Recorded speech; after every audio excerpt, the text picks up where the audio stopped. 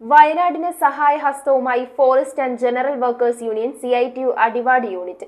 Rubber മരം മുറിച്ച് load കയറ്റി ലഭിച്ച ഒരു ദിവസത്തെ മുഴുവൻ വേതനവും ദുരിതബാധിതരായ വയനാടൻ ജനതയ്ക്ക് നൽകിയാണ് CITU പ്രവർത്തകർ മാതൃകയായത്.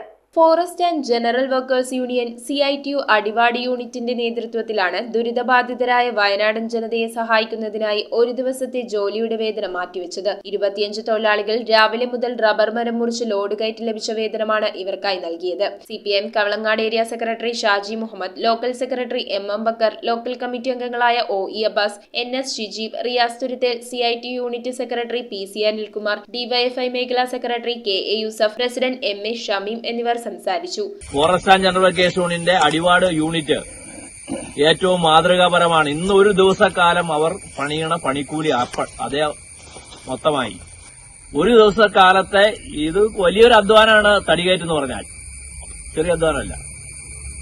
ആ അധ്വാനത്തിന്റെ കൂലി ഇന്ന് പൂർണ്ണമായും കേരളത്തിന്റെ പ്രിയപ്പെട്ട മുഖ്യമന്ത്രിയുടെ പേരിലുള്ള CMDRFിലേക്ക്, മുഖ്യമന്ത്രിയുടെ ദുരിതാശ്വാസ നിധിയിലേക്ക് അടയ്ക്കുകയാണ്. News bureau, Kothamangalam. Kopparambil Ayurvedic hospital and research centre. ഉഴിച്ചിൽ, lumbar spondylitis, cervical spondylitis, disc bulging കൊണ്ടുണ്ടാവുന്ന ബുദ്ധിമുട്ടുകൾ എന്നിവ ചികിത്സിക്കാൻ വിദഗ്ധരായ ഡോക്ടർമാർ. Kopparambil Ayurvedic hospital and research centre.